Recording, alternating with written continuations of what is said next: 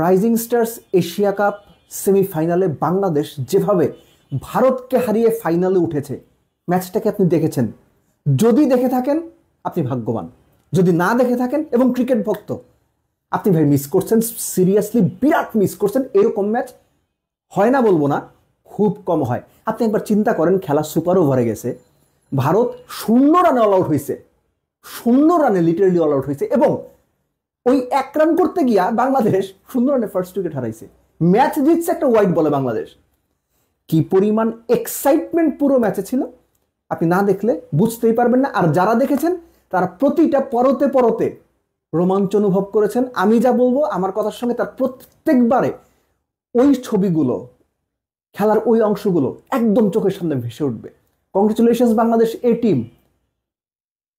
2019 সালের পরে আবারও রাইজিং স্টার্স এশিয়া কাপ বা এশিয়া কাপ এ দলের টুর্নামেন্ট যাই বলেন না কেন, এক সময় এক নাম হয়, সেটার ফাইনালে ওঠার জন্য। ভাই হোয়াট এ ম্যাচ! শুরু থেকে শুরু করি। বাংলাদেশ আগে ব্যাট করেছে, পাওয়ার প্লেতে 49 রান তুলেছে, বেশ ভালো ব্যাট করেছে। বাংলাদেশের ব্যাটিং যদি আপনি হিসাব করেন 2টা ফেসে, পাওয়ার প্লে, মিডল ওভার এবং শেষ 2 ওভার। ইন্টারেস্টিংলি হাবিবুর রহমান সোহান এই ম্যাচটাতে বেশ ভালো ব্যাট করেছেন। ফার্স্টে তো তুমি 100 দিয়ে শুরু করেছিলেন, মাঝখানে 2টো ব্যাট গেছে, একটা ম্যাচ তো খুব বাজে ব্যাট করেছেন আফগানিস্তান ইনিংসটা। এই ম্যাচে 46 বলে তিনি যে 59 রানের ইনিংসটা খেলেছেন, that was actually good innings. Bangladesh টিমের এক পর্যায়ে রান ছিল 2 উইকেটে 107, 13 ওভার 4 বলে সম্ভবত। এই যে 13 ওভার 4 বল থেকে 18 ওভার পর্যন্ত একটা স্প্যান, মোটামুটি 5 ওভারের মতো। এই সময়ে বাংলাদেশ মোটে 36 রান তুলেছে, 4 উইকেট খুঁয়েছে। কোন বিবেচনাতে আবু হাজার রনিদের 5 নম্বরে কিংবা মাইদুল ইসলাম অঙ্কনকে 7 নম্বরে ব্যাটিং করতে পারানো হয়েছে? সেমিফাইনালের মতো বিগ ম্যাচে এই ধরনের স্ট্র্যাটেজি অ্যাকচুয়ালি নেওয়া উচিত হয়েছে কিনা, এটা নিয়ে আমি বলবো না ভুল হয়েছে, কিন্তু এটা নিয়ে আলোচনা করার যথেষ্ট সুযোগ রয়েছে। ম্যাচটা ঘুরে গেছে বা বদলে গেছে শেষ 2 ওভারে বাংলাদেশের ব্যাটিং ইনিংসে। কোথায়? মেহরাব হোসেন অহিন অফ স্পিনার 19তম ওভারে 28 রান নিয়েছেন, 4টা ছক্কা এবং একটা 4 এর মধ্যে। শেষ ওভারে বাংলাদেশ 22 রান তুলেছে, এবং ইয়াসির আলী রাব্বিকেও একটা ক্রেডিট দিতে হয়, তিনি 8 নম্বরে ব্যাট করতে নেমেছিলেন, কত 9 বলে বোধহয় 26-25 এরকম রান করেছেন। শেষ 2 ওভারে বাংলাদেশ 6টা 6 মেরেছে, 3টা 4 মেরেছে, এবং এই যে লাস্ট 2 ওভারে 50 তুলেছে বাংলাদেশ, তাতেই বাংলাদেশের রান 194 পর্যন্ত গিয়েছে, অনেক রান। বাংলাদেশ স্টার্টটা ভালো করেছে?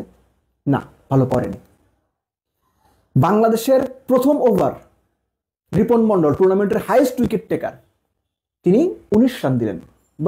সূর্যবংশী যিনি 200-250 উপর স্ট্রাইক রেটে ব্যাট করেন, একই অবস্থা। টানা 3 ওভার, প্রথম দ্বিতীয় তৃতীয় 2টো করে ছক্কা হয়েছে। 3 ওভারে ভারতের রান 49, 3 ওভার 1 বলে 19 বলে ভারত 50 করেছে। আব্দুল গফফার সাকলাইন এসে যখন উইকেটটা তুললেন সূর্যবংশী, তখন বাংলাদেশ পায়ের নিচে মাটি পেল। ঠিক একইভাবে আবু হাজার রনি একটা উইকেট তুললেন, বাংলাদেশ মোটামুটি একটা জায়গা পেল। রাকিবুল যখন প্রিয়াংশকে আউট করলেন, তখন মোটামুটি বাংলাদেশ একটা ভালো জায়গাতে ছিল। কিন্তু এই ম্যাচটাতে যে সমস্যাটা হয়েছে, বাংলাদেশ গোটাচারে ক্যাচ মিস করেছে, এবং গোটাচারে ক্যাচ মিসের যে পর্যায়গুলো ছিল, আপনি যদি না দেখে থাকেন আপনি হতবাক হয়ে যাবেন। জাস্ট একটা উদাহরণ আমি দেই। অধিনায়ক আকবর আলী তো আমরা খুব হাইলি রেট করি, অধিনায়ক হিসেবে, ক্রিকেট থিঙ্কার হিসেবে, ক্রিকেটার হিসেবে, সবকিছু।